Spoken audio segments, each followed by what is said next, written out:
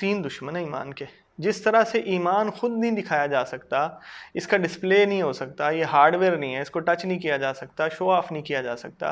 ایمان عقائد کا نام ہے، ایمان اندر کی سوچ کا نام ہے. اسی طرح اس کے جو تین دشمن ہیں ان کو بھی دکھایا نہیں جا سکتا، یہ بھی انٹرنل سوچ سے ہی پیدا ہوتے ہیں. پہلا دشمن ہے وہ ہے کفر. کفر سے کیا ہوتا ہے کہ ہمیں 90% بچنا کفر سے آسان ہے.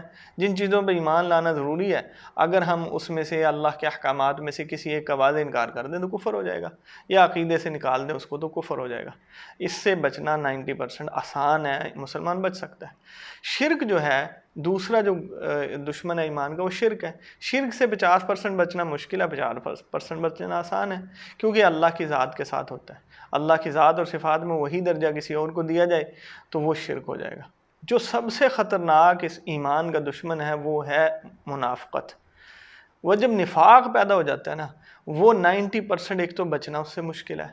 دوسرا یہ کہ کوئی مفتی کوئی عالم یہ فتویٰ نہیں دے سکتا ہے منافق ہے تو منافق ہو گیا. منافق کا مطلب ہے ایمان اس سے چلا گیا اور وہ نفاق پیدا ہو گیا جس کی وجہ سے اللہ رب العزت کو جہنم میں کافروں سے بھی نیچے ڈالیں گے.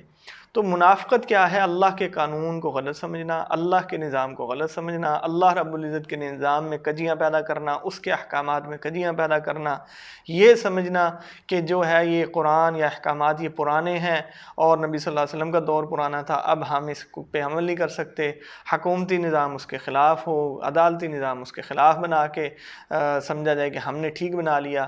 اسی طرح قرآن کے بعض احکامات پر عمل کیا جائے، بعض کو چھوڑ دیا جائے. اتؤمنون ببعض الکتاب وتکفرون ببعض، کیا تم کتاب کے بعض حصے پر ایمان لاؤ گے، بعض کا انکار کر دو گے. تو یہ ساری کی ساری بڑی بڑی علامات ہیں کہ جس سے جب انسان میں پیدا ہو جاتی ہیں تو وہ منافقت کا شکار ہو جاتا ہے اور اس سے ایمان اس کا چھن جاتا ہے.